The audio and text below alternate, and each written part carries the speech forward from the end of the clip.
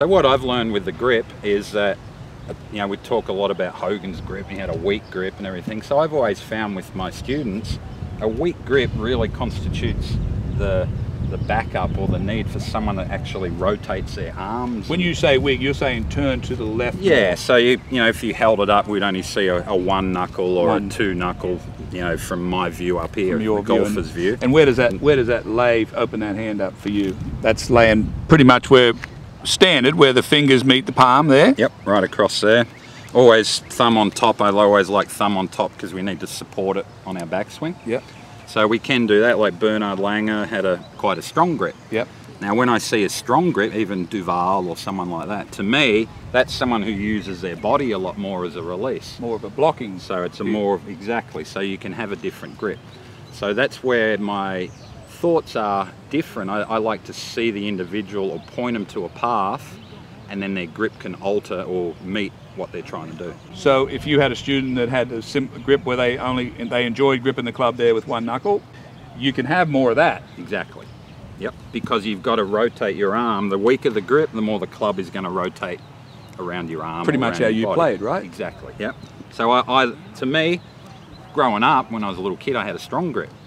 Oh, so, yeah, I had quite a strong grip. A lot of kids do, because it gives them more, they can hang on to it better. Yeah, and you feel you can give it a bit of a smash factor. So over time, that was a bit of a too much draw for me. So eventually, as I got stronger, I could weaken that off. So basically what you're saying, Bradley, is right out of the gate, the way you grip the club, then you need to learn how it releases. Yep.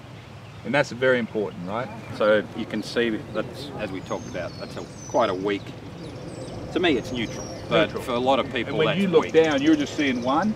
I'm seeing, yeah, pretty much one. But I like that weak grip because when I hold the club, I feel all the strength up my arm here. So, up in the back side. Yeah, and right up my ulnar, up my forearm there. So that you've got a hold of it. Even though it looks weak, that to me feels strong because I have really good control of that club. Right hand on the same.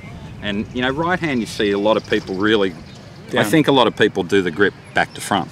They get too fingery in their left hand and they get too much palm in their right hand. You know how strong and how big I am on the right hand grip with Alex Mercer, right at the tips of the fingers. Yeah, so you can see, I don't know if you can zoom in there, Terry, you can see. You got the calluses. Right there, that's pretty much where my right hand, that's where I hold the club with. That's like Hogan's book, right in the base there.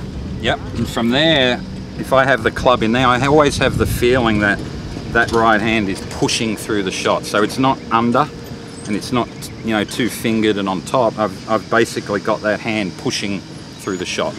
And with a right-handed golfer, that's our dominant hand or dominant arm. So we want to use it in a way that we don't distort the club, but we give it as much power and control as we can.